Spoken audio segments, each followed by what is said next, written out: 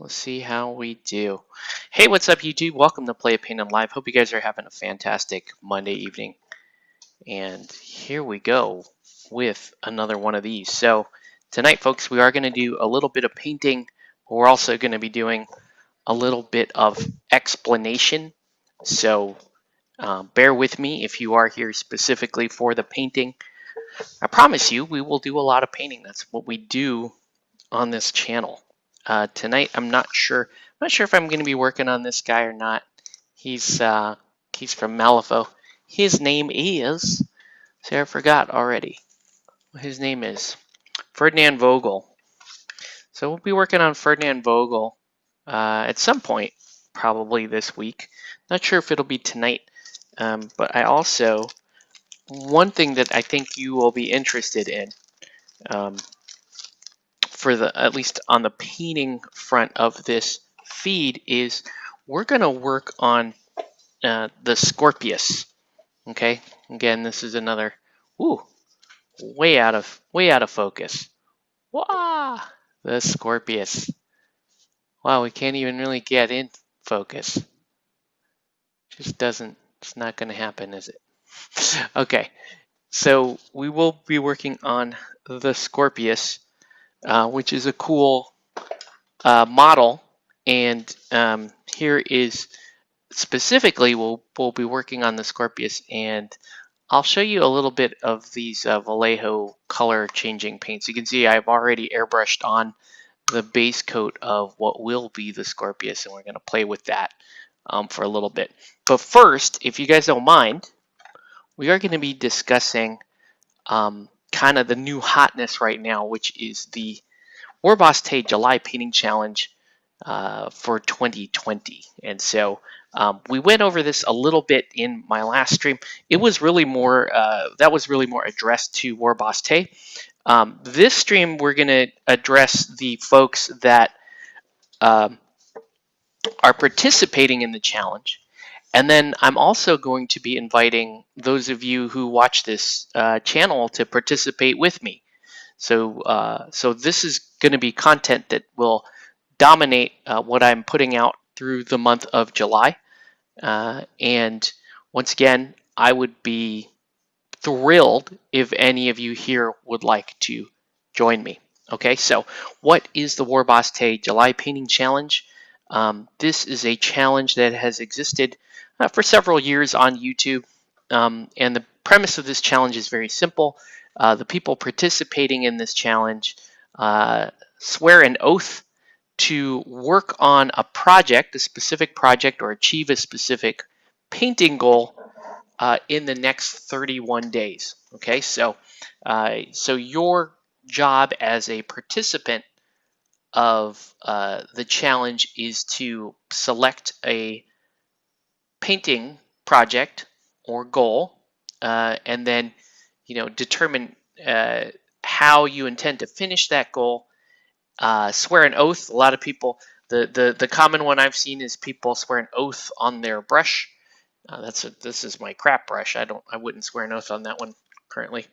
And then you start to work to complete the challenge and also regularly update your viewers here on YouTube. So the Warboss Tae July Painting Challenge is specific to YouTubers and miniature painters, but because Play It Painted is kind of its own community, and I have a number of local folks that follow me and follow along with my painting progress and goals. We're going to modify this challenge a little bit. Hey, what's up, Matt? We're going to modify the challenge a little bit to accommodate locals here who do not run a YouTube channel and maybe have kind of different access to social media. Maybe they're not posting on Facebook or something like that. Okay, so again, you're going to pick you're going to pick your project for the challenge. Then you're going to swear an oath on your brush. You're going to post some form of update, and I'll show you what tool we're going to use for locals, and then also encourage you to join the official stuff as well. and then you're going to answer a daily question that, again, Warboss Tae wrote for YouTubers. And when I looked at the questions, they actually they fit pretty well for anybody. So there might be one or two questions in there specifically like asking you to do something on YouTube. Obviously, we'll change that and show off our tool instead. Okay, so that's what we're going to talk about for a little bit, and then I promise you we're going to get into painting. And then if you have any questions, you can let me know. So first thing I want to do is I want to share my screen here, and this is going to be very similar to where we were last time. Where is my? Here we go. All right, so I'm gonna blow up my Discord here, and I'm gonna show you guys the Play It Painted Discord.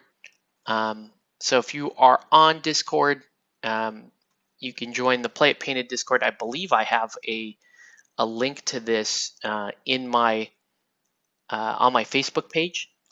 If you cannot find the link, I'll go ahead and I think there is a way for me to share the link to this channel. I'll do it in the I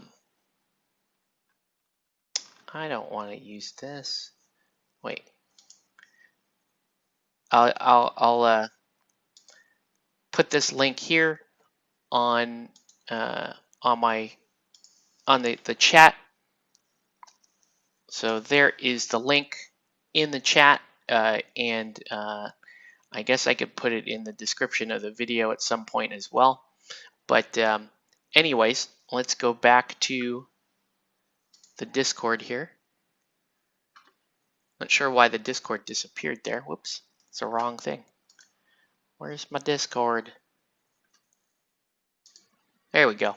Okay, so so you guys have the link to the Discord, and here's kind of how the Discord lays out. Again, I went over this a little bit in the addressing this directly to Warboss Tae, but essentially you've got two main categories of channels on the left side of the screen here. You have a text channel, you have text channels, and then you have voice channels. Okay, so and they're exactly how they sound. You text things in the text channels, and then you can jump in the voice channel to discuss things live.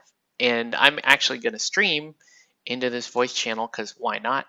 I'll show you that in a minute. All right, so the Play It Painted server, I kind of consolidated the text channels and the voice channels to make things very simple. So you've got general here. This is where we just talk about lots of things. Basically anything that we want to talk about happens here in general. The July Painting Challenge, we are going to be talking specifically about this, the July Painting Challenge. Okay, so any messages about the July Painting Challenge that you want to post, any updates you can post here, and then if you we'll make more channels as people start to join. We'll do a channel for question responses, and then there's also, did I get rid of, what did I do with gallery? Whoops. Okay, there's the rest of the, that scared me. So we have daily questions, another channel for that. Progress updates, you can post your progress updates there, anything that says JPC on it. And then you have a gallery where you can post things that you're working on. Here's something that Gorthmorg is working on. And it's really cool. It's a city. Here's an update from, this is my first crack at Mythic Battles Pantheon. That's what I'm going to be working on. And then there's just various stuff that people are working on here. So you're welcome to post any of your work in the gallery, and you can post anything that's JPC essentially is for the July Painting Challenge. The other thing that you can do that's really cool that I encourage you guys to do, especially you guys out on the West Coast, since we're on at a time where a lot of the folks watching YouTube are asleep, you can join one of the voice channels here. And I have a couple of channels set up. The one here on the bottom is for my online MMO guild. So we use our activity down there. So I don't recommend going in there unless you want to play some PSO2 with us and want to join our guild. Let me know if you do, because that's fun. But specifically, there's a couple of voice channels up here.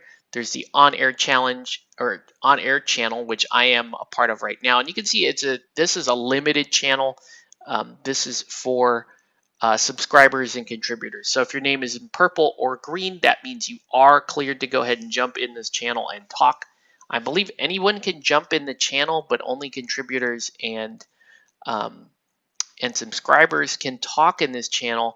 Mainly, and I do that mainly because this is going to be on air. This is streaming. I can't just have randos jumping in there, screaming jambalaya and that kind of stuff.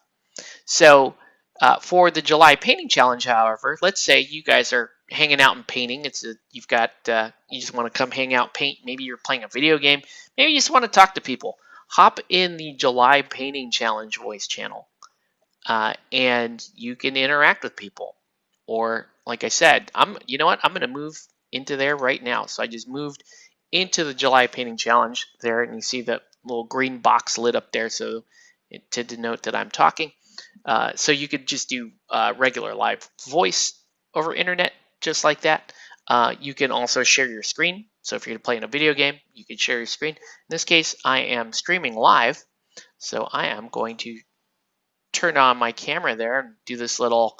Got this little inception thing going there, so you can see, but you'll be able to see all of, you'll be able to watch this live while we're live, basically. So if you wanted to, let's say you wanted to hop on and talk to me live, and this invite is actually good for right now and good for any time I'm in this channel, feel free to jump in this. In the July Painting Challenge voice area, and you can talk with me live while I'm streaming. And I will just warn you that you will be on my YouTube. You will be on my YouTube or Twitch stream, depending on what I'm doing. We actually have a few people jumping in right now. So hey, what's up, guys? In the July area. And I will just warn you that you will be on my YouTube. Somebody's on right now. You will be on my YouTube or Twitch stream, depending on what. I guess I think that was Justin Borges trying to work out his audio. Darth Torlin appears to be muted. Let's fix that. I don't have him as muted, so he's going to have to unmute himself. I'm going to turn him up a little bit though, so we can hear him if he chooses to talk. If not, that's no big deal. So anyways, when I'm streaming, I will be in one of these channels. If I am in the on-air channel, that means that, hey, I'm going to try to limit the amount of folks that are on stream with me. Tonight, there's not a lot of people on, so we're going to be here in this sort of more open July Painting Challenge channel. All right, so that's the basics of how to use this Discord. And again, this is for my subscriber base, and then also for you regulars that are part of either the Comic Quest Miniature Club or SoCal Tabletop Gaming Network or any of the other communities that I host. You are welcome to join us on the Discord here and do the talkie talks. So, anyways, I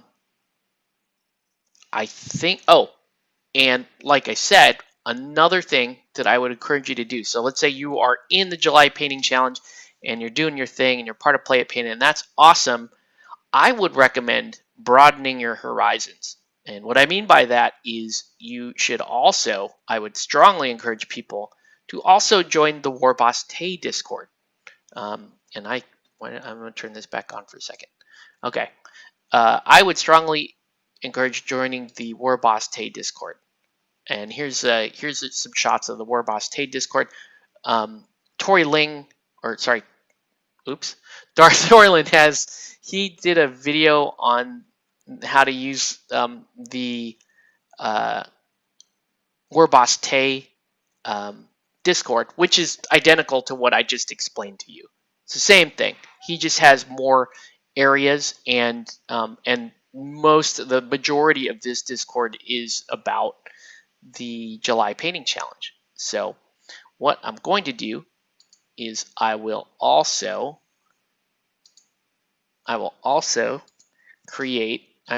copy the link here and put that in my chat. All right. Is going to get feedbacky if you stayed on. Yes. Just mute the YouTube when you're using okay. Cool. So that second Discord link I put on is for the Warboss Tae July Painting Challenge Discord. So once again,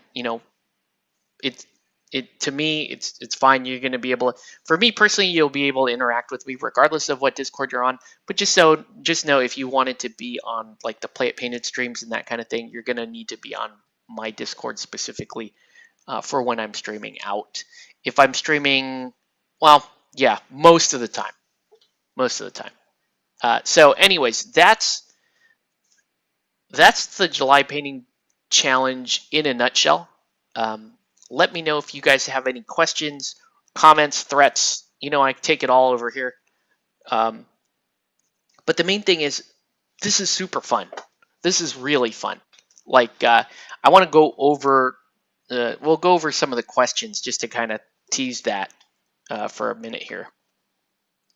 And so I'm going to spoil some of these questions just so you can see them. And so you can download the questions there on the rules section. But let's and I like this guide. There's like a Warboss Tae did like an entire guide to this, and let me share that real quick. So I'll take that off and let's add. This will be. Is that right? No, it should be. Here it is. Okay, so let's blow this up so that we could read a little of this together. I don't know why my chat window is not working on my XSplit. Okay, so Warboss Tae July Painting Challenge 2020 gives you some pre-challenge tips. I will be giving my own tips as well to kind of enhance what the Warboss is saying. Here's the specific oath here. And again, like I swear upon the sacred paintbrush, airbrush, that by the end of the Warboss Tae July Painting Challenge, I will blank do something. You'll do something.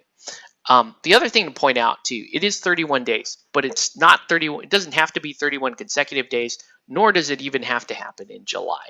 So you have basically until July 2021 to complete the challenge, and it's just 31 days of working on your projects and answering the questions. Okay, so there's the oath. There's a step 2, begin at day 1 and end at day 31. Step 3, don't forget to film. Okay, so for those of you local guys that do not do YouTube, this should be don't forget to share. So you can post photos of what you're working on the Discord or the Facebook or the Gram or the Twitter. Any of those will work. And then answering the daily questions, one of my favorite parts about this challenge, right? Because as a participant, you are going to be answering the question yourself, but I also like tuning into all these other channels. And again, this is a big reason why I'm strongly encouraging the folks that follow me to jump on the Warboss Tae Discord, because that will broaden your scope so that you could get to watch a bunch of YouTube channels. Justin Borges has a YouTube channel. He does dope stuff. He needs to do more lip syncing videos, if you ask me. And Tori does. Darth Torlin does. He has a YouTube channel. Basically, the majority of folks outside of our kind of SoCal niche here are YouTubers, and you get to watch their cool content. All right, so here's some examples of questions. Question 1: describe your challenge to us. What are you going to be working on? Why did you choose the models for this project? And I'll answer this. I'll answer these that one on Wednesday when I officially start. some good questions in here. Besides miniatures, tell us about another of your interests. How did you get into it, and what do you enjoy about it? Hopefully that's family friendly. I'm just gonna say that. And so, like, what is your favorite miniature from last year that you painted? If you guys are participating from the first year, for the first year, I would just ask. I would broaden that and say, what's your favorite miniature that you've ever painted? And if you want to share a photo of that or whatever, also cool. But anyways, 31 days of questions, and it's not just. In years past, it used to be almost exclusively like 40K stuff. Now it's a lot more general because I got tired of modifying the questions. I don't play 40K, so I would modify the questions and answer them in my own way. Okay.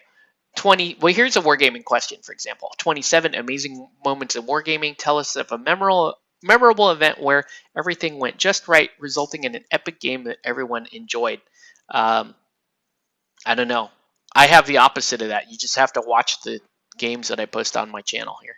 But anyways, super fun to answer these questions and to see everybody else's answers as well. There's a post challenge area here. Just a thank you, and then also great work, sharing what you did, being excited, doing the things, the good stuff. So super fun.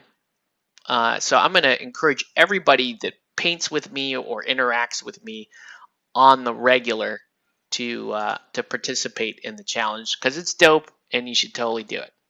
All right. Yeah, Justin's going to do another lip sync for me. Awesome. the lip sync with the head and neck dance moves. You're a very neck oriented lip syncer. I think it's one of your strengths. So we definitely need to see that. So anyways, I am still in the Discord, Justin, if you do want to work out your microphone situation. If you don't do it tonight, no worries. I will be in the Discord a lot.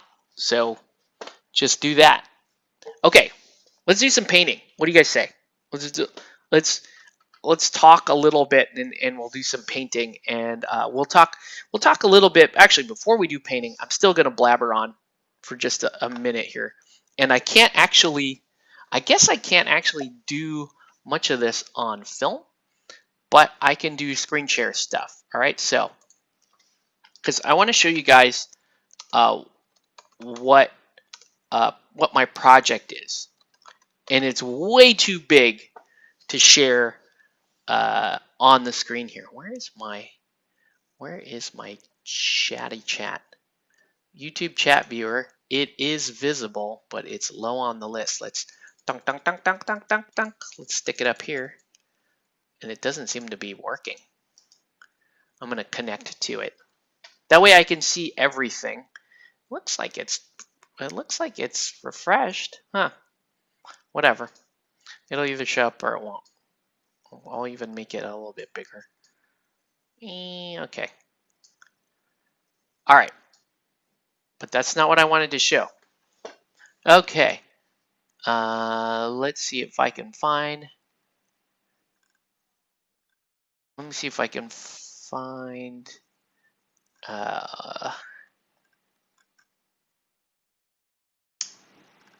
There's not the Kickstarter page. I'm looking for the Kickstarter page. Maybe it will show. Might be on here. Okay, I'm going to share this screen.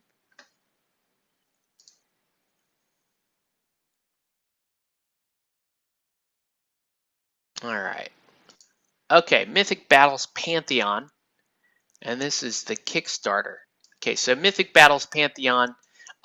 This isn't the first time Mythic Battles Pantheon has been featured on any of my social media stuff. You can actually find a bunch of Mythic Battles Pantheon that I've already painted on Instagram, but that was for a commission. This one's personal. Okay, this one we're you're quite hilarious. This one is this one's got a little bit more sentimental meaning to it. Okay, so so one of our local players, his name is Chris. He regularly come play Guild Ball with us, and he liked to just game with us. And Chris recently is packed up and moving uh, to the Texas area, and he backed Mythic Battles Pantheon, which is a gigantic Kickstarter, huge Kickstarter. And unfortunately, the problem with these Kickstarters is it's so big that it would just be a massive, massive pain for him to bring with him. It would likewise be very difficult to move a very large collection like this through an eBay sale or something like that. So he offered it up to our gaming group. And everybody was, including myself, was a little intimidated to pick this up because we know how many miniatures are in here, and a couple of our guys, notably Nelson, Andrew, Cody, are the ones that come to mind. These are the guys that they already have sets of Mythic Battles Pantheon, and like I said, I painted a lot of this for Nelson already, but we have Chris left this set here, and I told him, like, look, I'll paint it, but I don't know. My tendency with these is I'll paint these, but I never really get around to playing them much. So he left this with me because I was the only. I mean, because in the absence of being able to play it a lot, getting it painted up might help. I told him, hey, if I were ever able to sell a fully painted set like that, I'll just kick down some money so that he could fly back and play Guild Ball with us in a tournament. So, if there's a collector willing to fork out a fair bit of cash for an entirely painted set, kudos to you. So let's see what's actually on here. So here is Mythic Battles Pantheon. This is what all the boxes are. And I literally have this. This is exactly what I have in my house, and it is ridiculously large, as you can see. These boxes are huge, okay? So this is like, these boxes here, these are like 12 by 12 boxes, if I recall. So that's like 1 foot square. So do the little scale down in your head, and you can see just how big this set is. And so I have all of this right now. And my goal during the challenge, my specific goal during the challenge, is to get the 2 main boxes completed. Okay, so this, the core box here, and then this major expansion, the 2 biggest boxes will get done. And then I'll start to chip away at some of these other boxes. But one of the reasons why I'm not going to pledge to paint all of it is, 1, I may kill myself, but 2, it may be very redundant. It may be very boring content for those of you, because you're going to sit through this, which is a ton of miniatures, and then it's going to be like, oh well, let's do these boxes and this little box and this, and they might be good for one-offs, but I may take a break, right? I may want to paint some Malifaux. I may want to paint some Guild Ball. I may have a commission come in. So what I'm committing to doing is the core, the 2 big boxes. Let's see what it shows here in terms of, so there's the core box, right? And there's about something like 40 miniatures in the core box, so it's not too bad, as you can see. And I did a little preemptive strike on this, so a lot of this stuff, a lot of the rank and file is already kind of done, as you can see from some of the last photos I picked. I didn't do 2 of the gigantic. I haven't done anything on this row, so these monsters I have not done. The 4 gods, so far I only have Hades done, but on the first night I plan on tackling these 2, Ares and Athena. I may do, and then Hydra may get painted on its own. It's a super fun model to paint. I've already painted one for Nelson. It's pretty awesome. As far as the troops, I painted most of these already. The Hell Warriors and Hellhounds, the Hoplites. Have not painted the Centaurs or the Amazons. So I only have 14 miniatures left in the core box to paint. So so that hopefully will happen pretty early into the challenge. We'll see. And then now we're going to go into Pandora's box.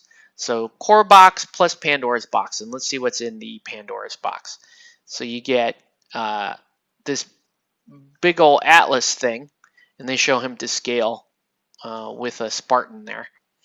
You get that dude.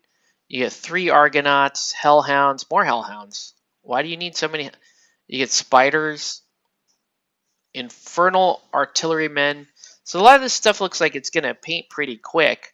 36 troops. So you can see that's already bigger than the core box. What's up, buddy? Yeah, so you get, and then you get some archers here. I can't even read what that says. Toxotoy or something. And you get some Spartoi. These look like undead things with swords and spears. You get 3 satyrs, a couple of myrmidons.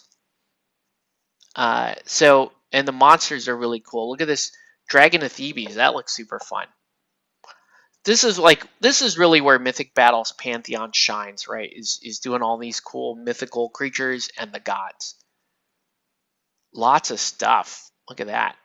There's a lot in this box. Hold on.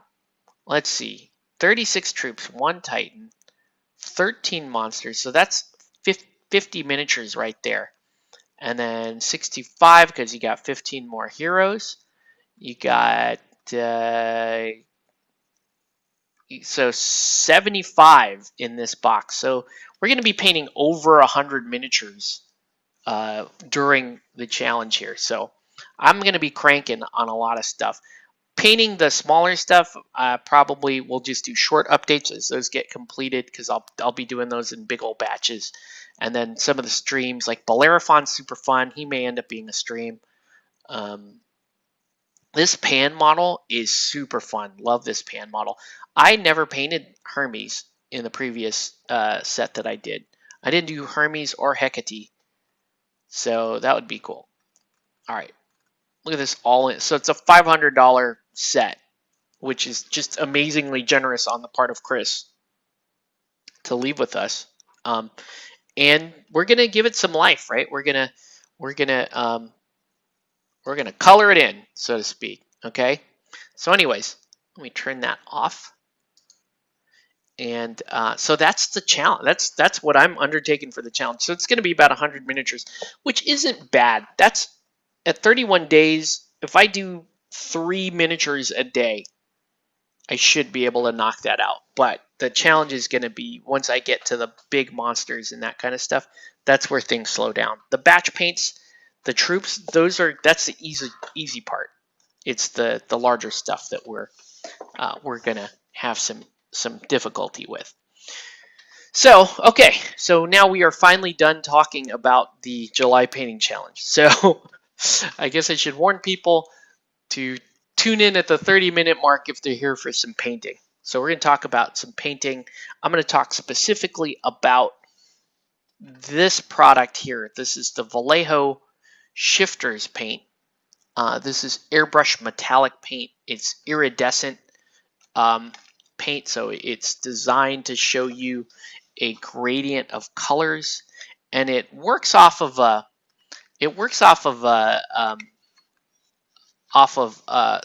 small powder or small crystalline pigment that reflects light directionally. Okay, so we could use like really big words like metamerism and that kind of stuff. This actually isn't quite the same mechanism as standard metamerism, because metamerism is more dependent on a source of light rather than the angle of light. But that's what we're working on here. Oh, hey, David Moffat jumped in at the 30-minute mark, so he missed all of the July Painting Challenge stuff. What's up, man? We're talking about Vallejo color shift paints now. Let me find the color that I painted this thing in. So I just did, so again, this is the Scorpius from Malifaux. And I've been using these color shift paints for quite a few different things. I used them for some of the Mythic Battles Pantheon that I've been painting, and then I also, well, he's already off his stand. I guess we just popped them off. I guess my kids were probably playing with them. But here, so on last, whoa, let's see if I can, last Saturday we did a paint day, and it was a Red Dragon paint day. This thing goes on a stand that I did not glue on. And where's the fire? Where's the fire breath? There it is. But there's a bunch of color shift paints on this, so if I were to shift it around and that kind of thing, you'd see golds and blues and purples, and it's kind of rough because I don't have much space between here and the whoa. Well, let's see. Let me see if I can. On camera, it just everything. It just I guess it just kind of reflects back. You can see a little bit of the purple there. It goes from purple to blue, gold, red, green. There's lots of. Anyways, there's a lot of different color shift paints on here, and then there's a little fire thing that you add. Right now, color shift paints, everybody immediately took a liking to them. Right there, at least I did. Like when I first saw some of the color shift paints being reviewed by channels, I was like, oh man, those are so cool. And in those channels, they would always spray just like a spoon. They would spray spoons, and of course you spray spoons because it gives you a great indication of both true color and angle. And then you'd also, I'd also see people just applying them to very flat things like bases and that kind of stuff. And that was great. It was great reference to show you what the colors look like and what they do. But I haven't seen too many practical application of these paints, right? So it's like you watch those videos and you're like, man, those are so cool. I'm like super hyped to get those. But you don't get a lot of, okay, what do I actually use it for type stuff, right? And so it's like you watch these and like if you're like the average painter, you're like, oh, I could make a chromatic Space Marine chapter, right? I could spray an entire chapter of Space Marines, red gold, and that would be a thing. But you can use them for a lot of things. Like I said, I'm using them for Mythic Battles Pantheon, which is kind of interesting because it will give you, like, it can give you brass looks, copper looks. You get some really kind of eerie steel looks out of some of this stuff. So really brass and coppery. So imagine this is more like I could use that on like the shield of a Spartan, that kind of thing. And actually, if you guys looked at my photos, they're actually I am using them on Spartan shields. So there's cool uses. Hey, what's up? What's up, AT? You gotta join the painting challenge with us, dude. I know you're busy. You're a double dad like me, but you should. You should join the July Painting Challenge. We need lots of people. This is your chance, man. You guys want to get into it. This is almost like, imagine like you're a fat donut eater, like someone I know that before he goes to work, he goes and stops at a donut shop and eats a donut, and he feels bad about it, so he does a little bit of exercise every day. But like, imagine being that guy, and you're just sort of like, I need to do better, right? And then this like pack of really, really awesome joggers comes by, and they're like, hey, dude, come join us, come run with us, right? That's like the moment that's happening right now. And if you're a painter, regardless of your skill level, and you just want to get better, and you want to have fun, and you want to get motivated, and you want to get inspired, like, this is your jam, right? This is what I'm so excited about, is new people joining the challenge, and you'd be like, let's say the new person is like, my only man, I don't know what I can finish in 31 days. Maybe I'm just gonna do this one model, which is okay, right? Because you kind of know your limits, right? So if I'm the fat dude, I was talking about me, by the way, because I love donuts. Um, and I got a big old donut belly. Hey, what's up, Sean? This is also for you, buddy. I know you paint a lot, and Sean, you already got the good paint discipline, but I'm going to challenge you, Sean, in a very different way because you do paint a lot, and you're getting better and better and better by the day. I'm going to challenge you kind of in the same way I challenge myself with these painting challenges, and that's more on the sharing side, right? Because Sean, you do good stuff, but you share it with a very small amount of people. So I'm going to challenge you to broaden that a little bit.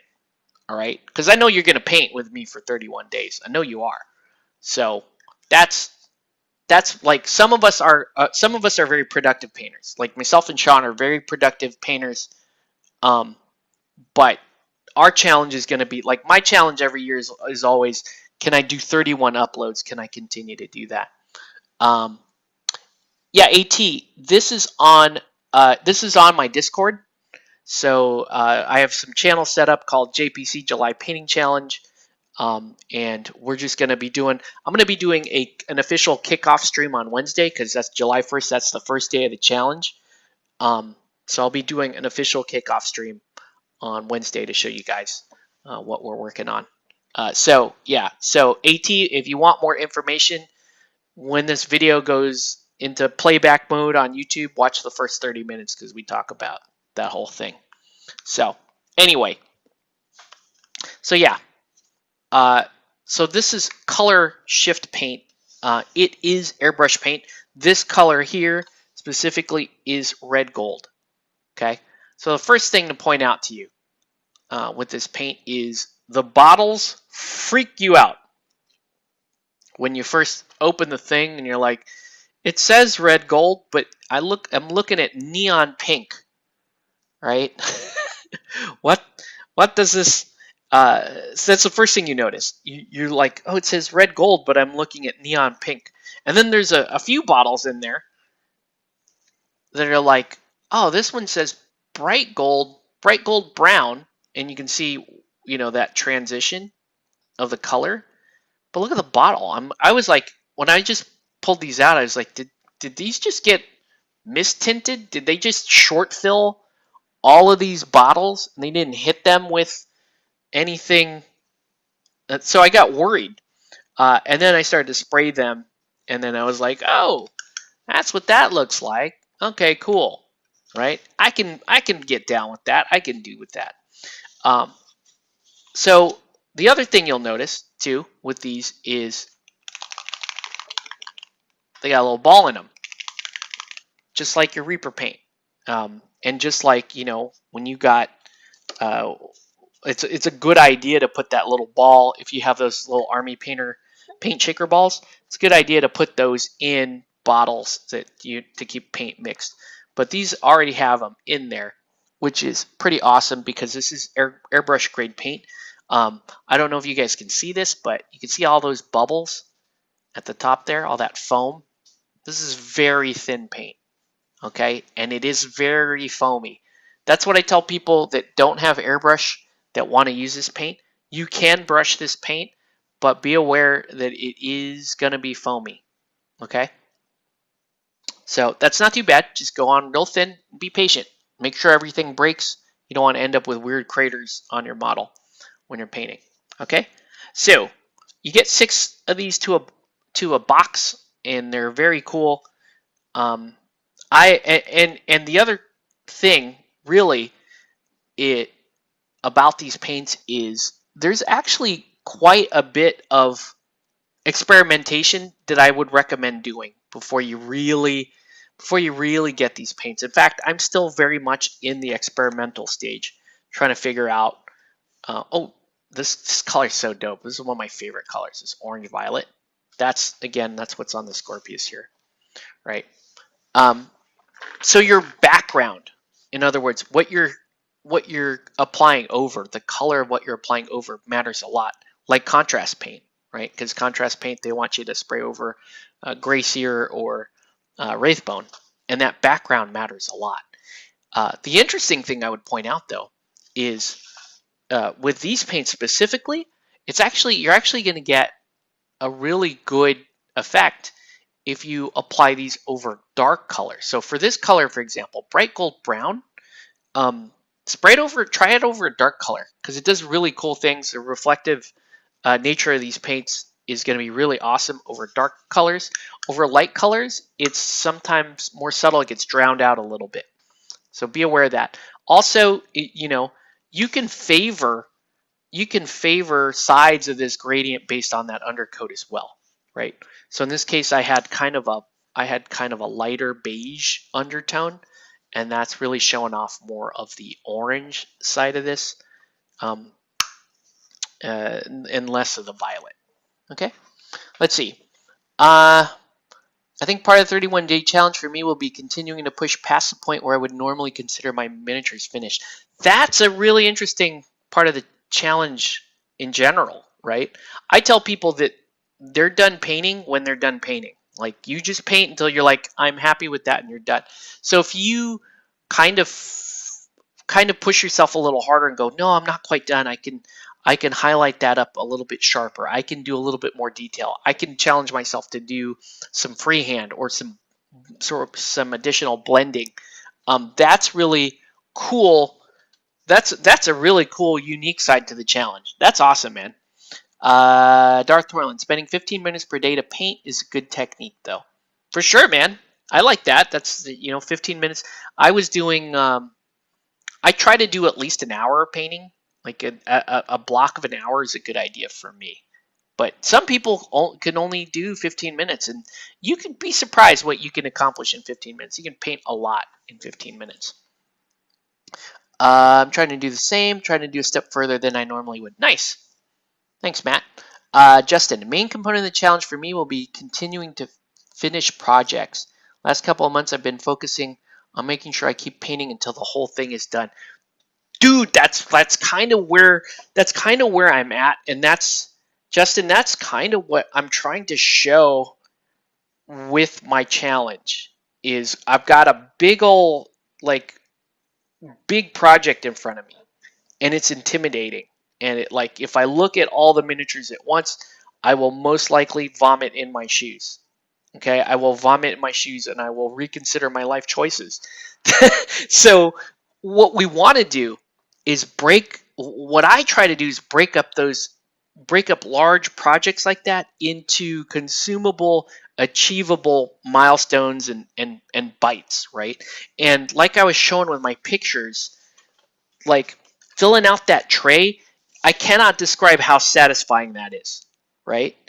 Let me see if I can find, so here's, people talking. All right, so here's the tray, right? And you can see it's starting to fill in. And as you start to put those models back in the tray, and you're like, oh man, that's so cool. Check that out. Oh, okay. You get to a point where you're like, okay, I'm gonna focus on this part of the tray. I'm gonna knock out the rest of the troops here. And you look at it every time you put something in the tray, it's like a win, and you keep building on it until you get that tray filled. And that is just the coolest thing ever, especially for a big project, right? So breaking these into smaller projects is what I do.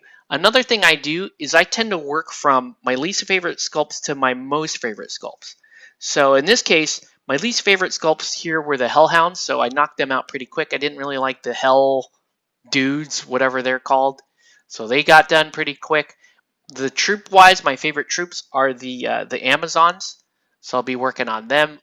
You can see how they're getting done later. And then some of these monsters are also very fun here. My favorite sculpt in this whole set, well, I have a couple. I really like Ajax for some reason. He's just cool. He's just the most buff man's guy.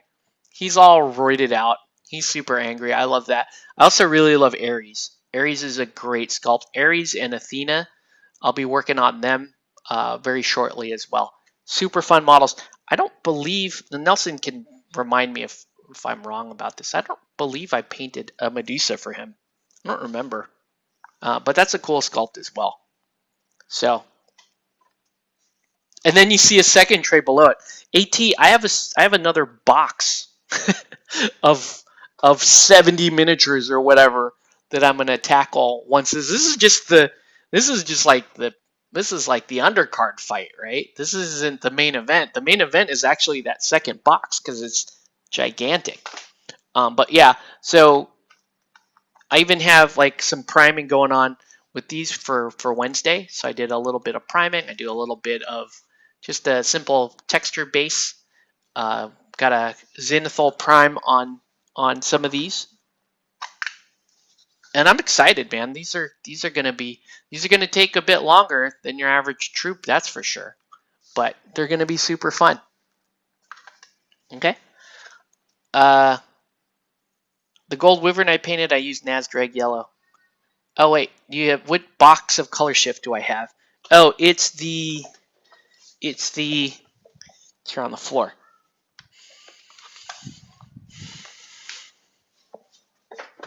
The one I have is Space Dust. Space Dust. So these are the colors in there: orange, orange, violet, electric blue, intense violet, green, blue, violet, bright gold, brown, old gold, gray, violet, and red gold. Those are the colors. I think there's 2 boxes, so I may do like a mix and match, maybe trade a color or 2. All right, so anyways, let's get to the painting now that we're almost an hour into the stream. So here's the interesting part. So you got this cool color shift thing here, and I know you guys can't see it that well on camera, but now that you've got it covered, you're like, okay, how do I actually make this work? Okay, because if you highlight, you'll start to take some of that shifting away. If you shade, you'll start to take some of that shifting away.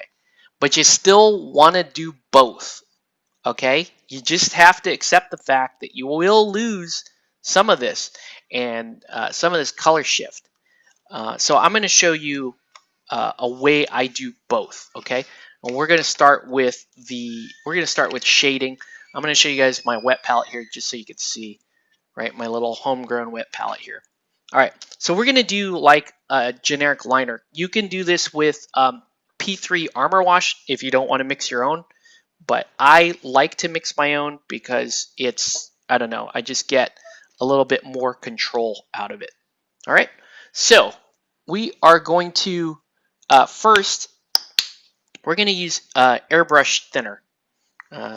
So I use a Vallejo airbrush thinner, and I'm going to make a nice little puddle there, about 6 drops or so. You guys can't see anything on camera. I realize we are a little out of focus, but there we go. A little airbrush thinner there, okay? And then we're gonna take, I like to use inks, okay? Because inks are super powerful, but they're also semi-opaque. So I'm gonna use a black ink in this case.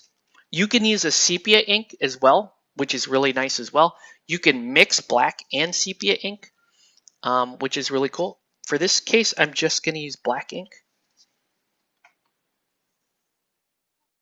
So I'm going to do 4 drops. 4 drops. So it's slightly less than 1 to 1. Okay. And then now then the rest of this is kind of to taste. Okay. I like to use Flow Improver. So I'm going to do a couple of drops of Flow Improver in this as well. All right. So the idea here is we're going to use the potency of the ink, and we're also going to try to make the surface tension of our liquid as low as possible, right? Because I almost want to treat this more like a liner than a wash. I want it to get into the crevices and leave the majority of the surfaces uncolored. It's still going to leave a little bit of color on all of them because it's not like a true liner. It's also not like an oil, but it's going to be super, super duper water thin there. So I'm going to take some of that off, just dab a little bit of that off here. And I'm going to show you, I'll get this off camera so we don't have to deal with it. And we're just going to use this to start to define the different areas of the Scorpius here, right? So you could paint it directly into the crevices if you want. Oh, I gotta refocus. Sorry guys, we're on manual focus tonight, right? So I'm gonna use it to just jump into those areas. Some areas I am gonna want to build a little bit of shade.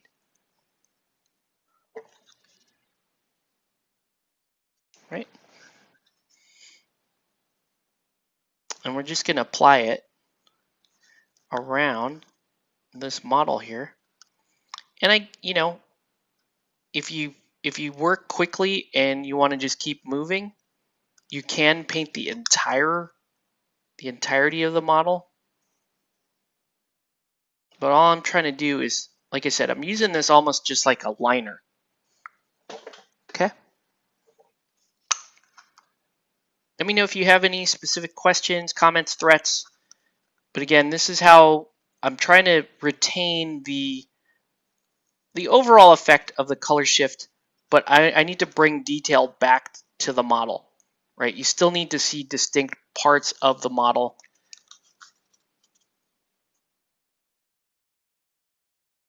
Like the syringe. I actually probably just gonna paint that back in opaque so that the syringes look glass. Although, why would they? Why would the Scorpius need glass syringes? It knows what it's got. It's a robot. We got a little discussion amongst the locals there in the chat.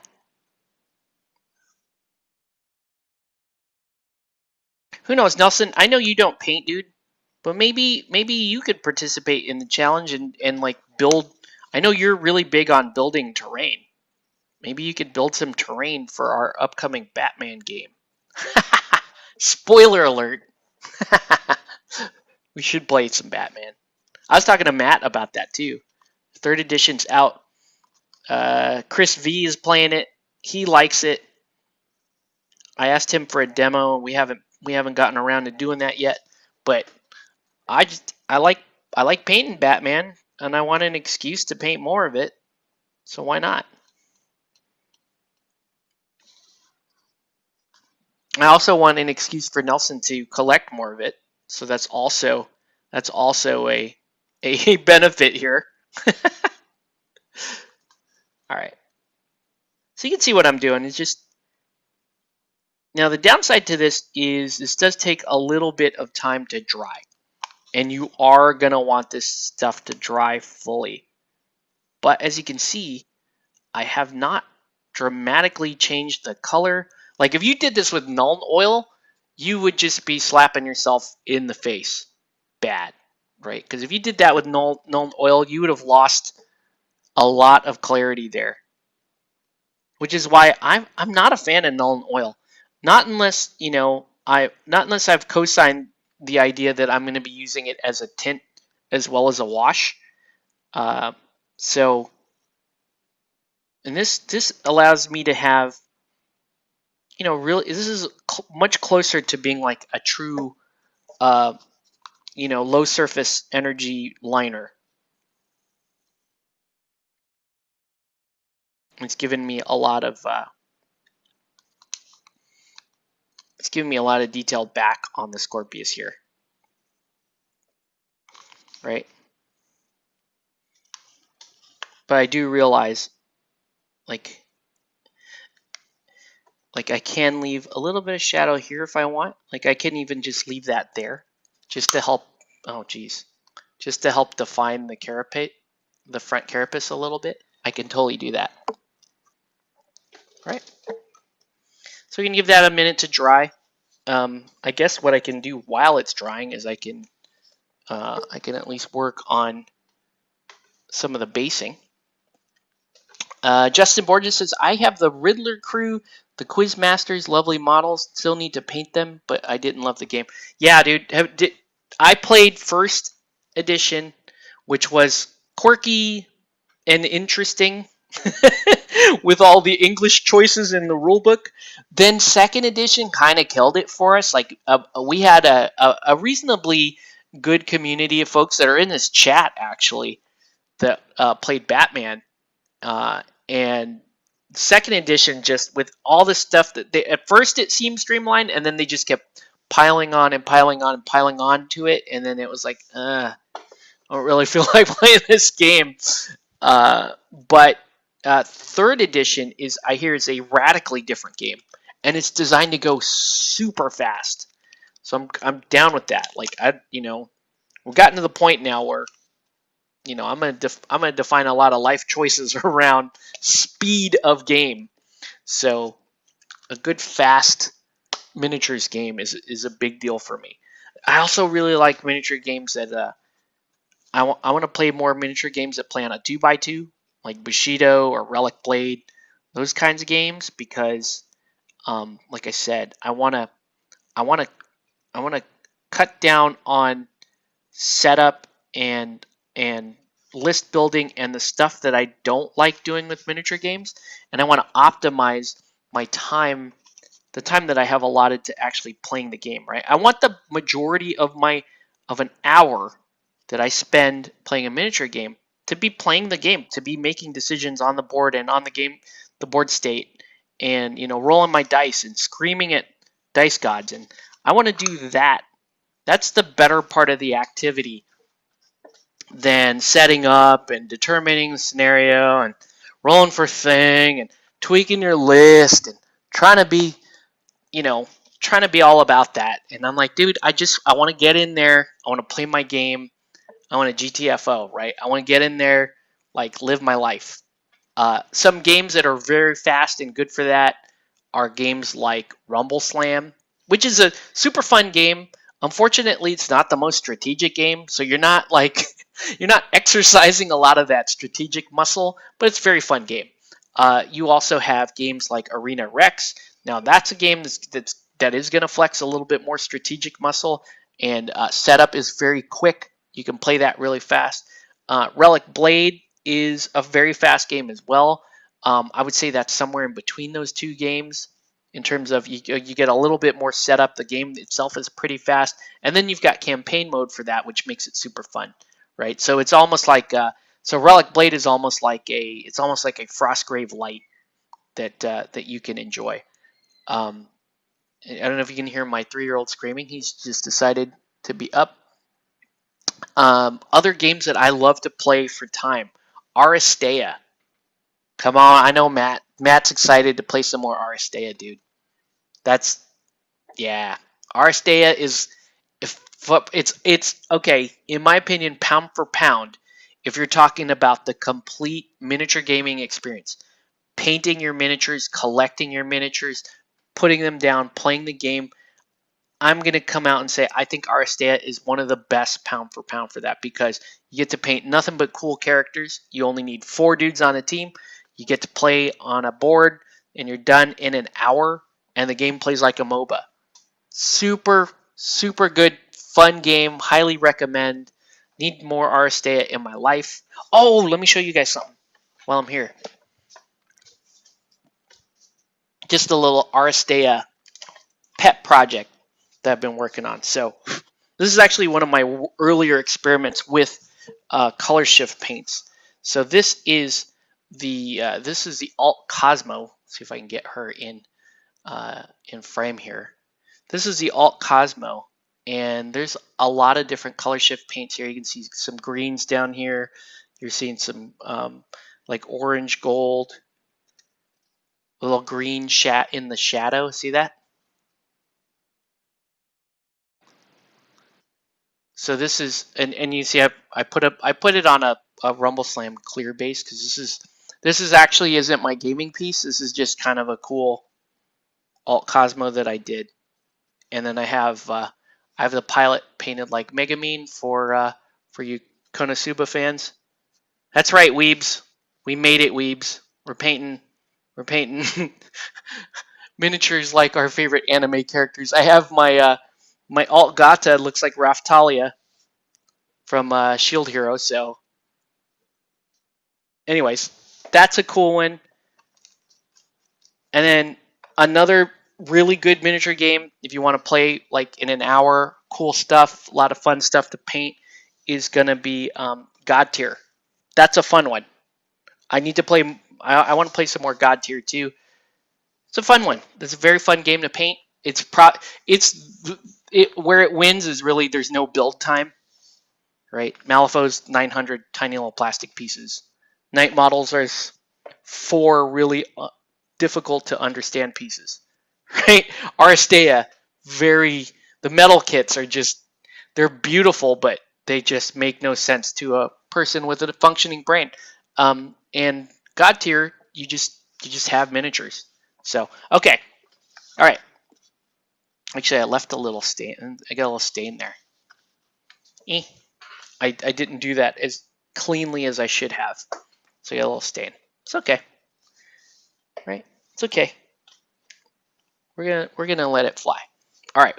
So now, we got shading down. Now we can play around a little bit, right? So now we can start to play around with some of these other colors if we want. Like if I want a little bit of more brown in there, if I want green in there. Another thing you can do, which is super fun, is you could throw in these turbo dork paints, which is what I love. This one says, oh, you read it. It says pucker. It says pucker, guys. It says pucker when you read it. It's one of my favorite. It's one of my favorite colors. So it's a great gold highlight color. So pucker is fantastic. And there's just great. I don't know if you guys have tried the Turbo Dork paints, but they're super fun. They're kind of on the opposite side of the spectrum. They're thicker paints.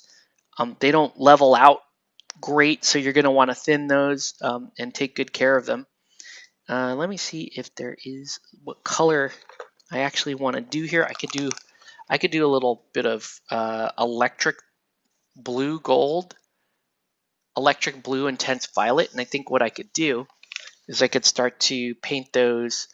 I can start to paint those around the bottom edges, so it's got like kind of a blue electric look to it. Or I could do a green and make it look like more like a patina look. Blue would just be weird. We can try it. Sure. Why not?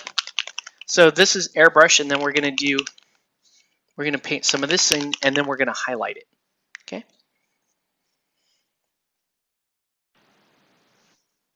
So I should show you what it looks like in the wet palette, right? Like I said, it looks like it's a mistake. Here's white up here. This top one's white. Whoa. Top one there is white. The bottom one there is this paint. Electric blue intense your life type thing. It's so, yeah, the feed is rather behind. So we're going to do electric boogaloo, Sean. Okay. So I'm going to use this. As you can see, the other thing I should have pointed out is that it is, like I warned before, it's foamy when you brush it. You can see the little bubbles in there. It's foamy. Be aware. All right. All right, and I'm just going to use this as, we're going to paint a very thin layer of it. And these layers they're going to show one over the other. And so it's going to give you, you're going to have a really interesting chromatic look. Okay. And the interesting thing about it is you paint on a very thin layer and you drag from one end to the other, and you can help create that directional color change by doing that, right? So I'm going to do the main parts of the body here.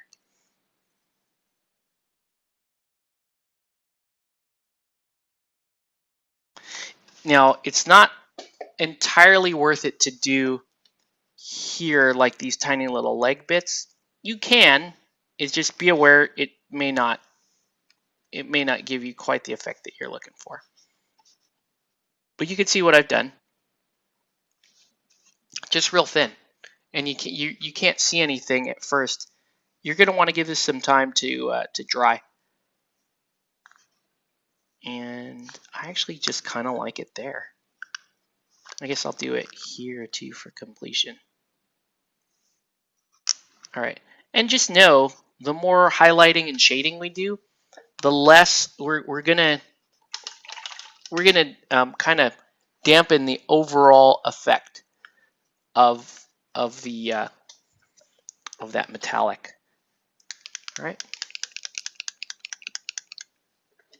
I've got a weird little break right there. See if I can just get that to. I'm gonna let that dry. And I could do a second coat after it dries. It doesn't have to be exactly this. So now we're going to move over to Turbo Dork, which you can hear also has a little ball mixer in it. They have some fantastic colors for Turbo Dork. This is one of my favorites because of the name, but it's also a very good gold highlight. Another one of my all-time favorites for Turbo Dork is Multipass. I love Multipass. Look at that. It does, like, it reminds you of her outfit, right? Little, or maybe her hair. Maybe more Lilu Dallas hair, Multipass. Makes for a very cool brass or copper color. I picked up some more. I actually haven't tried this yet. The Dabadi. I could use this here. I don't really want to push the blues too hard though on this. Could you create a Discord channel just for Discord chatting, reply to your live stream? Oh, I could totally do that. That's a good idea. Thanks, Tori. Could totally do that. I would have to be checking that live. But yeah, I could totally do that. Let's do that. I'll do. We'll call it live feed chat. Okay, there we go. So we have a live feed chat, and you can post in it if you want. I got 2 live feeds. I got 2 chats open though. Can I watch that a little bit more later? Let me stick. Okay. Actually, what I could do is I could monitor that from my phone. Here we go. We'll do that. I'll monitor that from my phone, and then you can. Let's see. There we go. Okay. So now I got 3 screens open. Okay. So now let's do a little highlighting with Pucker, which is just a great color. Hi, buddy. So I'm gonna do. So here's the, like I said, though, when you do these highlights and stuff, it kills the color change effect. So be careful. Be careful as you're applying this. Like, yeah, it's good standard painting, but everything is gonna be. It's just gonna be a little bit less pronounced. So I'm gonna do this only on the really small pieces, where you're not going to see too much of that color change. So I'll do it right there, right along the mouth. I'm going to do it right on this button here. Do an edge highlight right here. You having fun, kiddo? No, I'm just watching. You're just watching me paint? I like So we're going to get the little razor blade spine here. Yeah, I kind of like how when you look at this, it kind of looks like a bronze, but when you look at it, it looks more like a gold. Yeah, it looks more like a gold when you see it. Can you see, like, when you look at it with your own eyes, can you see all the different little colors in there? Yeah. What kind of colors do you see? I can see I can see a tiny bit of like purple, maybe some yellow and green. Cool. Yeah, there's a lot of different. That's the one thing that's really cool about this is you get a lot of different little little colors and things. Oh yeah, like light reflects water. That's And right. it's a rainbow, right? Right. Well, this paint is special because there's these little powders that they put in the paint, and the powders reflect light, and they reflect them kind of like a prism does, where it points. It takes a light. It takes like a ray of light that's going this way, and then it bends it that way, so that when you turn, like when you change the perspective on the model, you'll see the different colors that it's reflecting back to you. Cool. Right? Yeah. That's why they call it color changing paint, because it looks like as your eye moves across the model, you'll see different colors. Can I move this stuff off this chair? Yes, you may. Go ahead and just put that stuff on the ottoman, if you will. My son's gonna sit here with us while we're up here, while we're late at night. My son is on summer vacation, so he is gonna stay up. And we could do. Do you want to join the July painting challenge with Daddy? I'll put you on the spot. Did it make you nervous? You don't have to, buddy. It could be fun.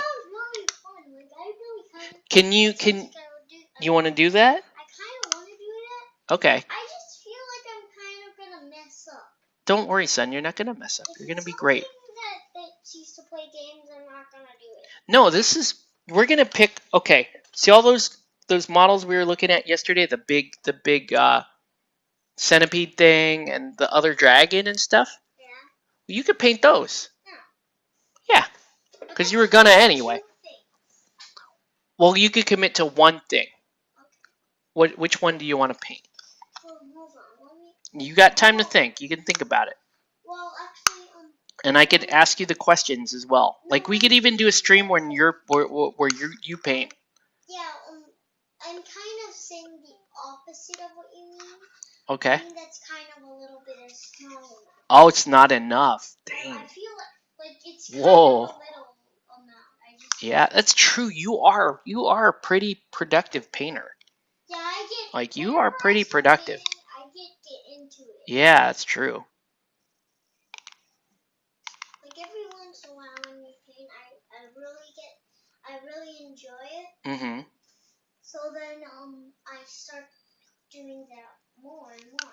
Oh, okay. Like you were saying, like you were saying last time,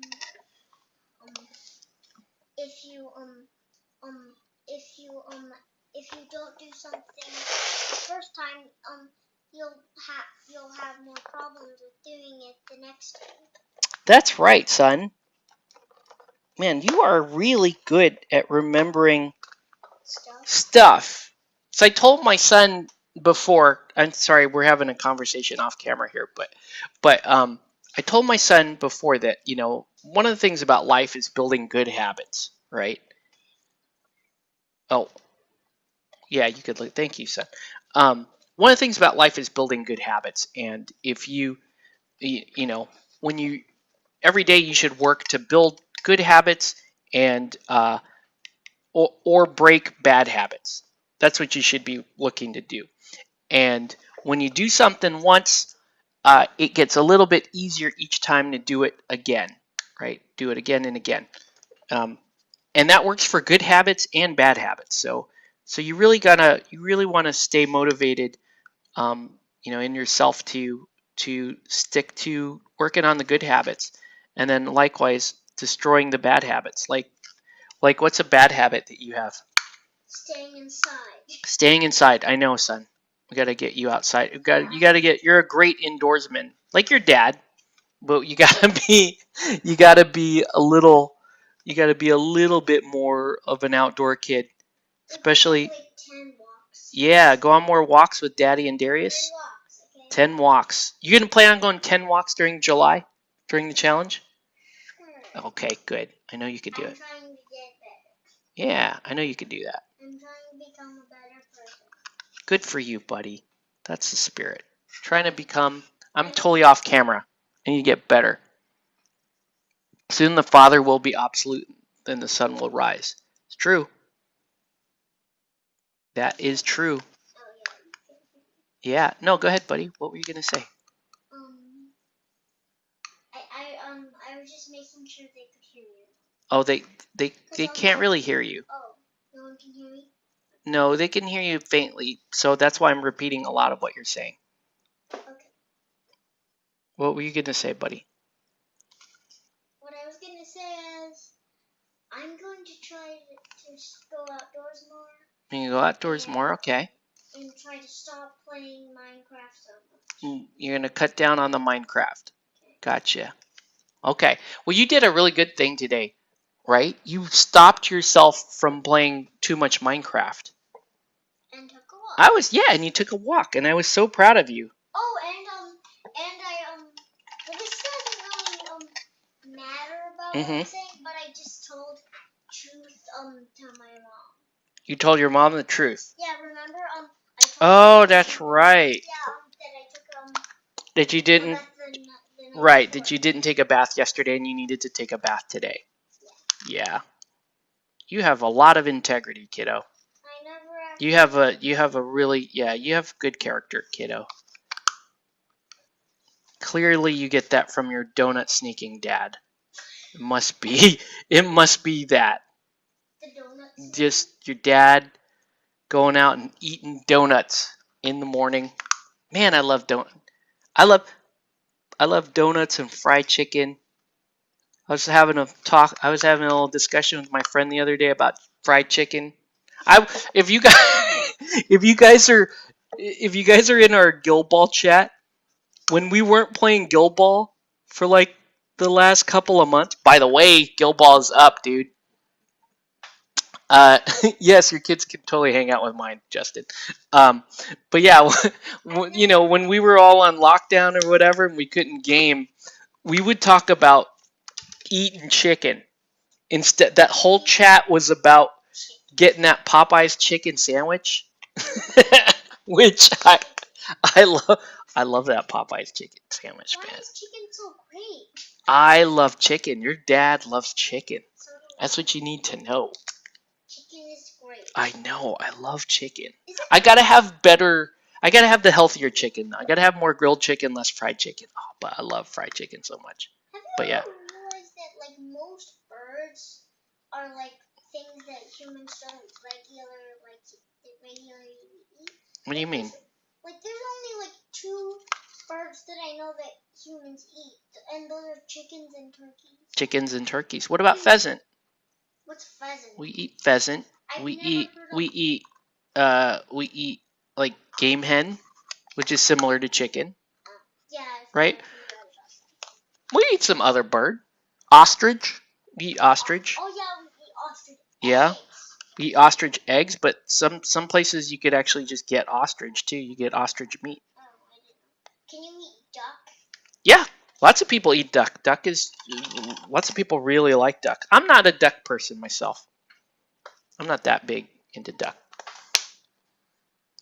But yeah. This is the kind of stuff we like to talk about. So we talked about when we weren't playing Guild Ball. By the way, July 18th for you locals, Guild Ball is back. All right, put on your calendar, get on out. Let's play it. Matt wants us to play Guild Ball so we could get it out of our system and we could start playing other games. We could play Aristea and some other stuff. All right, I'm going to do one Extreme Edge highlight while we got it.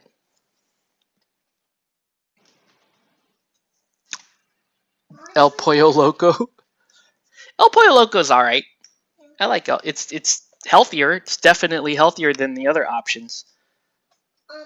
But not by much. Like not as much as you would think. Because they dump a lot of salt in El Pollo Loco. What's up? What's up, buddy? Chicken is great. That's all you need to know about chicken. Thank you, son. It tastes great. You are my kid. And they have great. Yeah, yeah, chicken. Really like eggs. Oh, I love eggs too, though. To me, chicken is just a wonderful animal. You know, I'm like it's probably why the Hound is one of my favorite characters. You just want some Malifaux in my life. Yeah. For you Game of Thrones fans, I like chicken the way the Hound likes chicken. Like, I really like chicken. Oop, little mistake there. What do you eat chicken for if you had the choice to? Oh, if I could only one type of meat for the rest of my life? It would be, for me, it would be a toss-up between chicken and pork. I'm a big pork. I like pork, too. I love that pig. A pork fan. But I would still choose chicken. As much as I love pork, I would still choose chicken. Yeah, I don't know why, but I don't really like pork that much. You don't really like pork that much? But I love bacon. I probably should have picked up a brush with a slightly better tip on it. Yeah, that's the weird thing about me. Like, I like some things, Mm-hmm. but they're, like, related to other things. But the other thing I hate, like, I love cheese, ice cream, and butter. Yeah? I hate milk. You love cheese, ice cream, and butter, but you hate milk. Yeah. I like all of those things. Milk? I'm very much a dairy. Yeah. I love milk, too. I don't really like it. I drank a lot of milk when I was a kid. I was told I could finally be tall if I drank a glass of milk each day. And I drank 2 glasses of milk each day. And I was taller than all of my brothers except for one, but still nowhere near the definition of tall, right? They don't make us Filipinos in larger sizes. We're a small peoples often with big bellies because we eat donuts and fried food and all that other stuff. Does that make sense? Yeah. Yeah? I'm gonna... Why does Asia have the most, like, raw food? Like, it has to... What has the most raw food? Asia has the most... Asia? Like, I mean, in Asia, there's, like, most of the foods there are really close to almost being raw. Have you ever noticed that? I haven't... Lots of cultures have raw foods. Yeah, like sushi. Sushi, yeah, but like there's other cultures that will eat. I don't know if you consider like freeze-dried meats or jerky, salted, cured meats. If you consider that raw, it's technically raw. I mean, it's cured. I don't know. Does it ever get put in the toaster? The second glass canceled out the effects of the first. Oh, you're out. Good night, Justin. Thanks for tuning in, dude.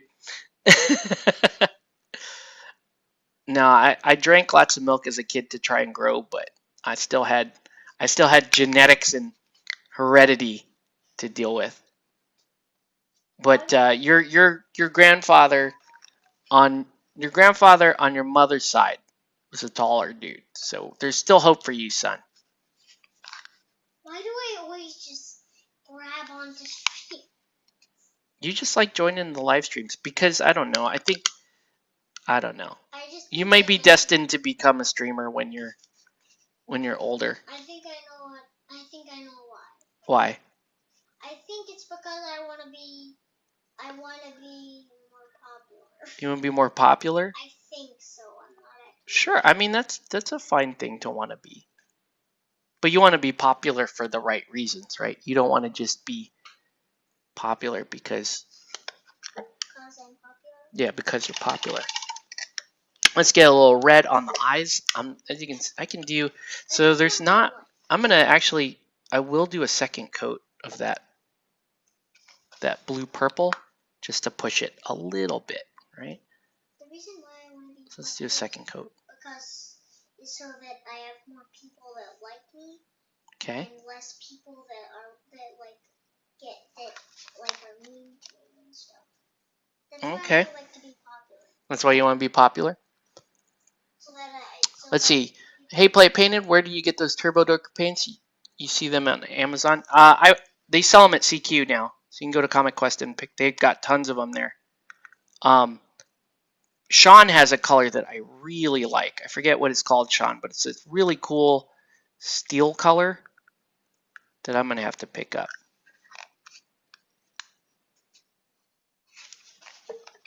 All right. So we'll give that a second coat. We'll let that dry.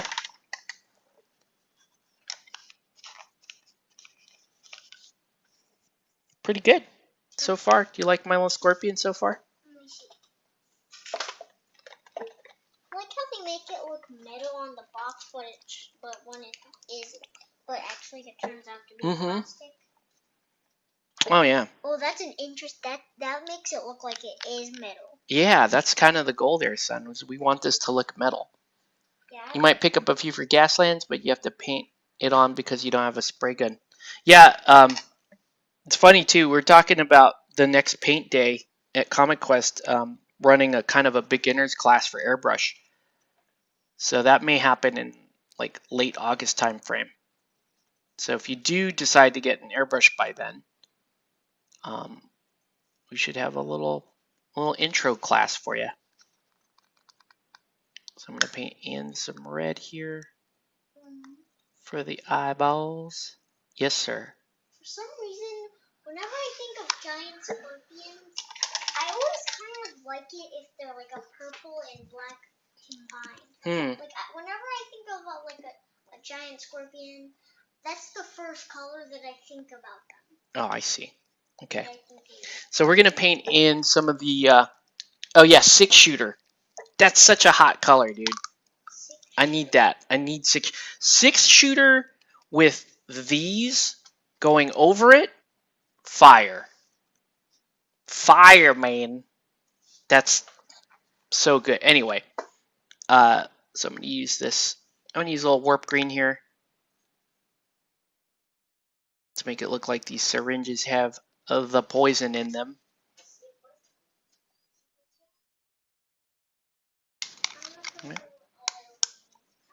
Yeah, go ahead, son. Okay. All right, so we're going to get a little poison in there. Yeah, I need 6-shooter. I'll try to pick up some. I'm sure they have a second bottle. Unless Yvonne took it. Damn it. She knows. She knows what I liked. She might have taken it. All right, here we go. All green here.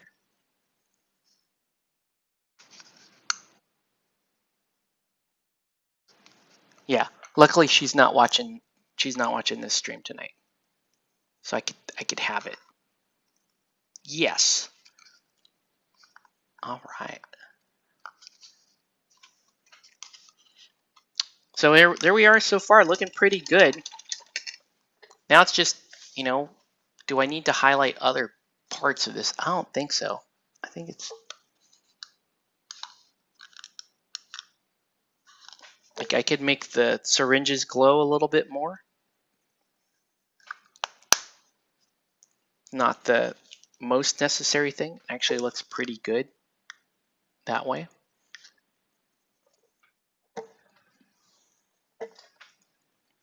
Let me let's paint the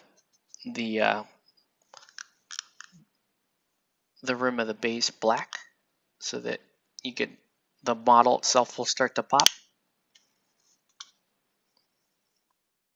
I could also put I could put some flowers or some ground cover in front of it.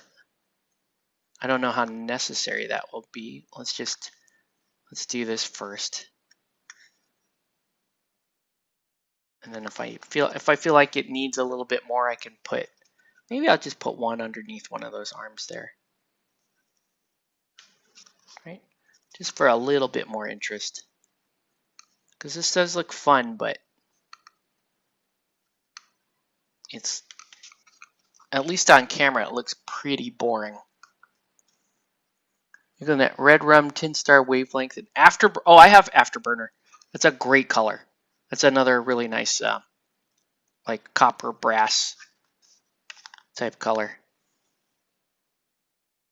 I think I have afterburner. I know Sean has afterburner.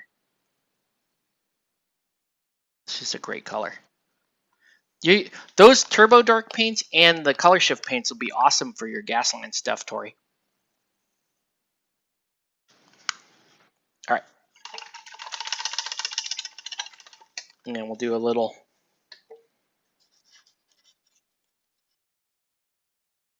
And we'll do a little bit. Let's put a tuft down. What color tuft? I'm gonna do let's do a purple tuft. No, it's not bright enough. Let's do a red tuft. Red tuft would be nice. Oh, that's a big one. Oops, that's a really big. That's a lot of tuft. Nobody needs that much. Let's do a smaller one. Okay. And let's get a little glue. You guys have any questions? Can you guys see? It looks like on camera that now you can really see that purple intense blue. It's off the reflection. It's really quite nice.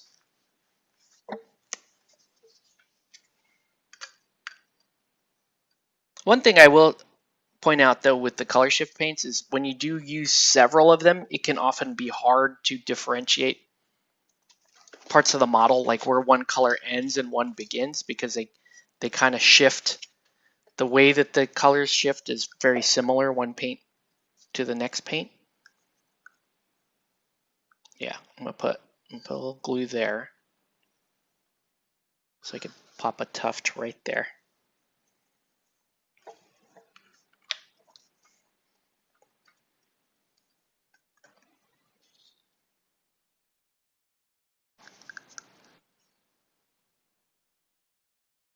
Uh-oh. That was very sloppy. Hold on. Where'd my tweezers go? I cannot find my tweezers. Okay, let's use something else. That. Now it looks like a little bit of the flower there stuck on its face. Let's push it right there. See, that's kind of why I was worried about doing that. Now it almost looks like it's taking away from the design of the model. So I'm kind of hating that. Let's just not. Let's not.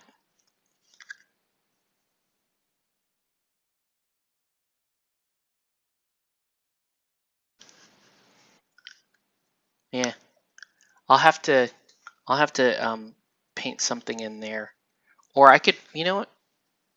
That was just way too big. What if I just did a tiny little grass tuft that no one cared about? That would work. Let's just do that. Right where that glue spot is. Might need to take different pictures at different angles to tell.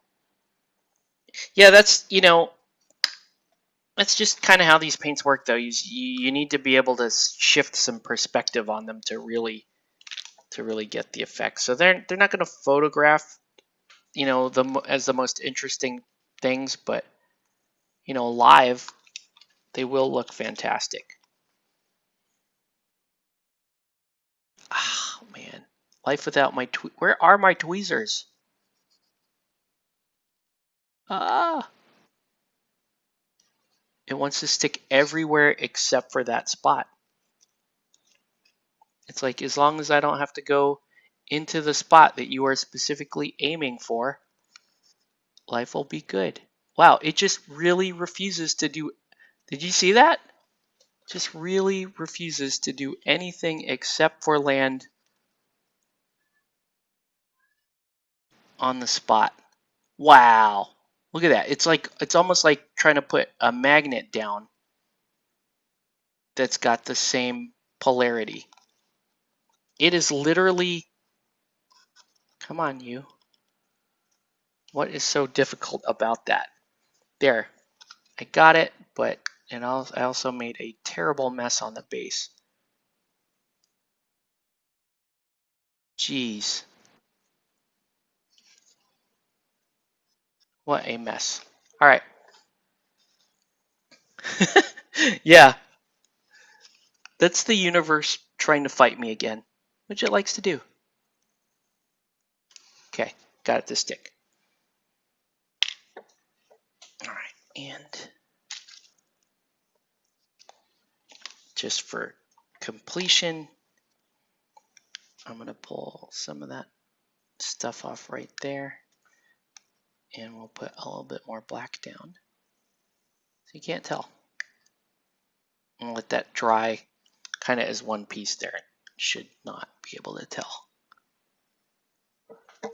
Okay. All right, so I did not get to work on the other dude. What's his name? Leopold Werewolf guy, but that's okay. Ferdinand Vogel. I'll show you his card. Oh man.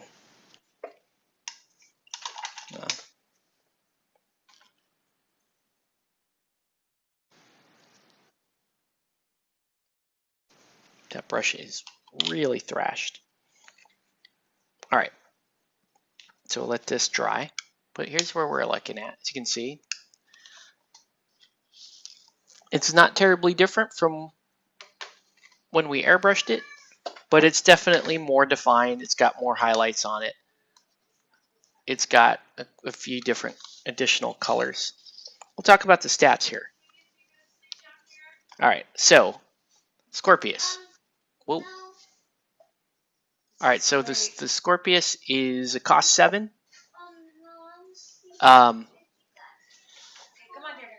Okay.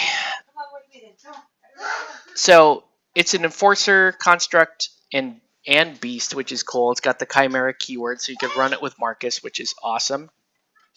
Sorry guys, lots of activity going on here.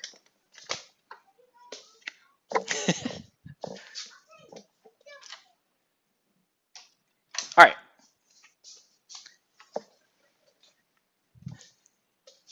So we'll talk a little Malifaux stuff here.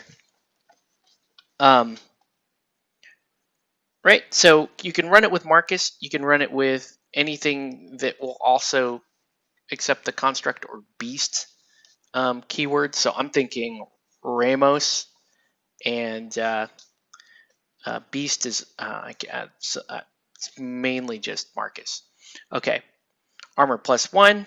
Okay, so here's an interesting thing. Catalyst. Models with poison that start their activation within 3 inches of this model suffer 1 damage from poison. That's quite nice. Nice little way to keep damage on the board. Neurotoxins. Enemy models with the poison condition within 3 inches cannot use soul stones or declared triggers. That's fantastic. That's a really nice ability. Ceaseless advance. During the end phase, if the opposing player has no cards in their control hand, this model may push up to 2 inches and take an action. Also great. Unimpeded, unaffected by severe terrain, adaptive evolution. So here's just like a lot of Marcus's stuff, you can attach mutations to this, and you can spend your mutations to gain a plus and any suit to the actions total. So a lot of benefits to going into Marcus. Not as many benefits as going into Ramos, but you could use, like, this could be a summon for Ramos. Maybe you bring it in from, you know, some smaller stuff. Let's look at some of its other actions here. 7 crow stat on the venomous strike. That's a nice melee attack there. 7, so built-in crow for the infect to gain poison, and then it's got a toxic shock trigger on a book. Reduce the value of the target's poison condition, and then you get to do you get to draw cards. So it's kind of like a poor man's surge built into the melee attack.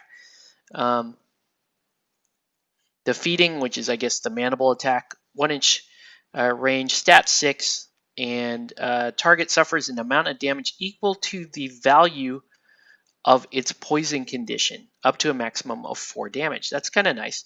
And this model heals the same amount. Okay, so it's kind of a nice way to refresh the model as it is wading through. You would expect this model to be wading through hordes of smaller minions.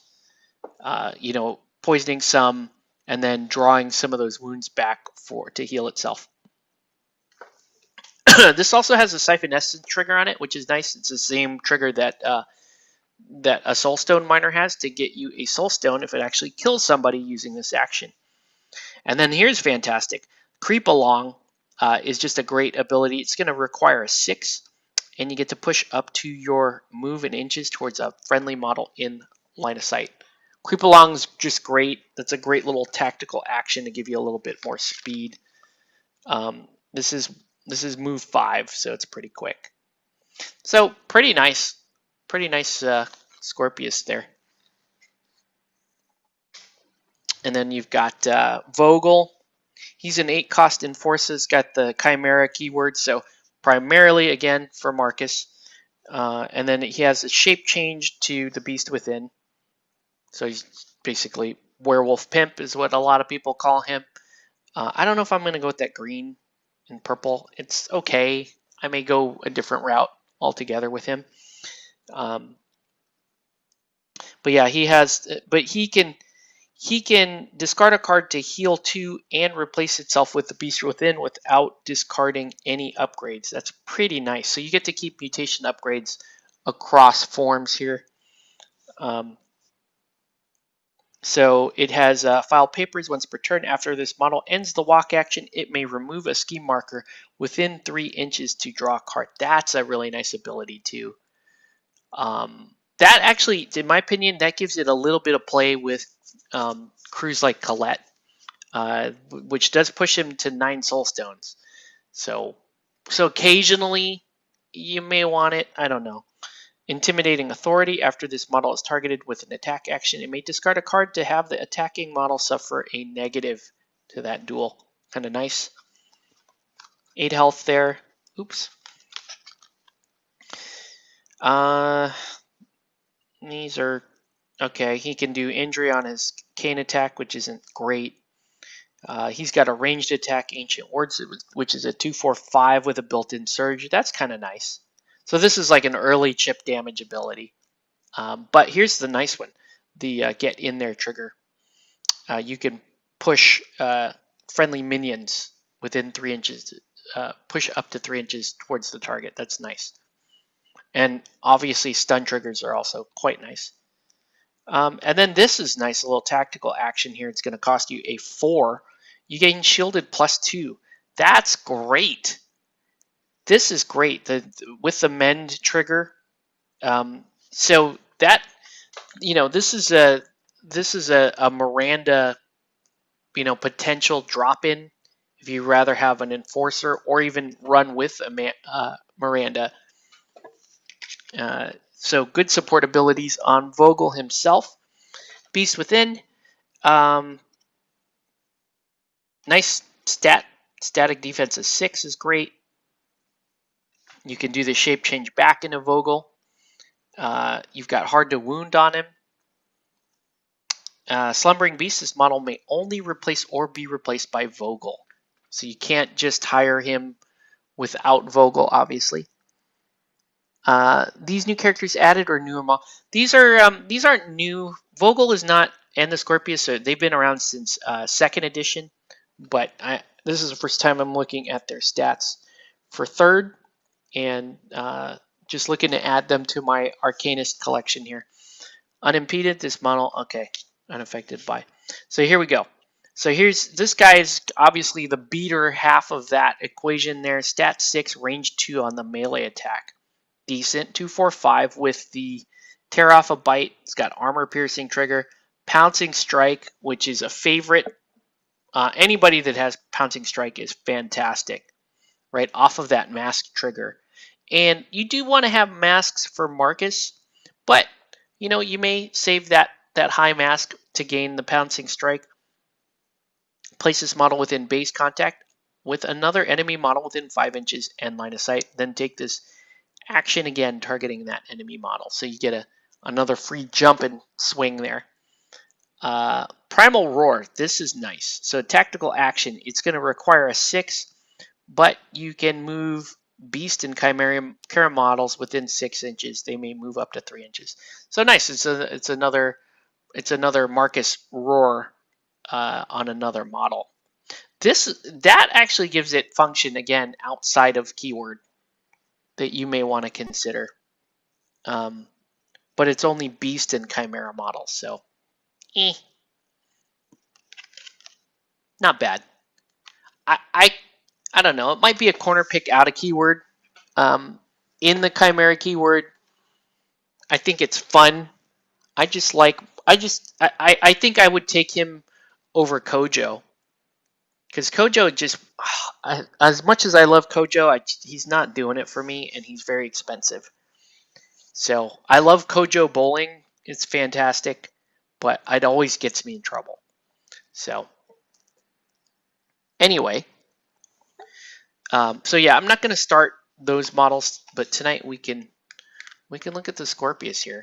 It's looking quite nice, right? Real simple paint job, again with the color shift paints. Nothing really exciting to report here other than, yeah, it just looks great.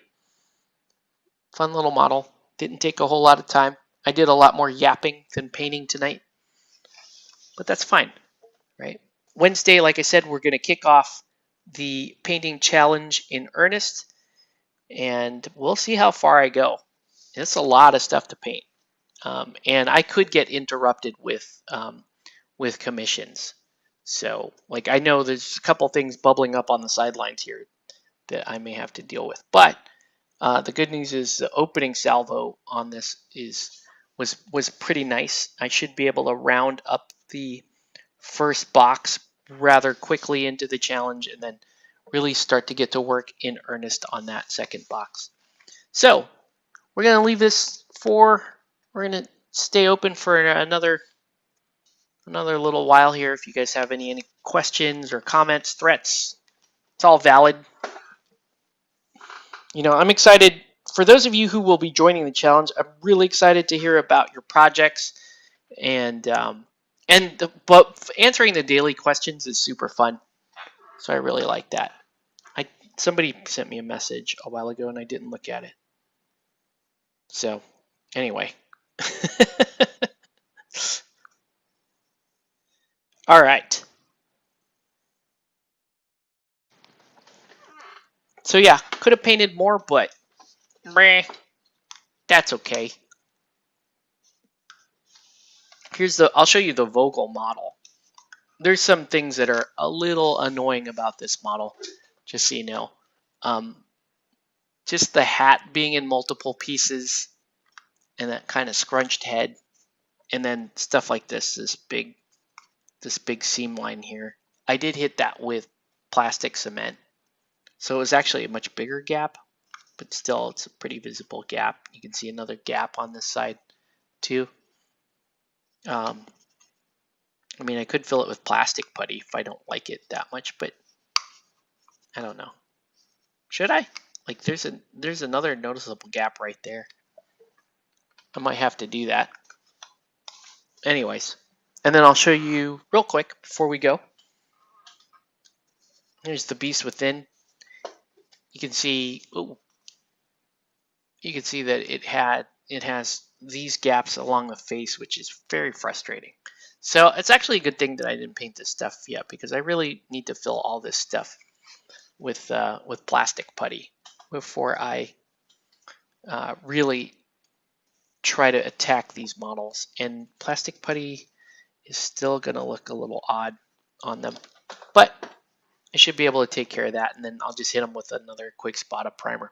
So that is going to do it for this video. I want to thank everyone for watching, and yeah, we'll get started. Hope you guys will tune in Wednesday night at 9 a.m. I am going to do a kickoff stream, and we're going to talk a little bit about the daily questions and that kind of stuff. I will be painting Mythic Battles Pantheon, so you guys will get to see some Mythic Battles Pantheon.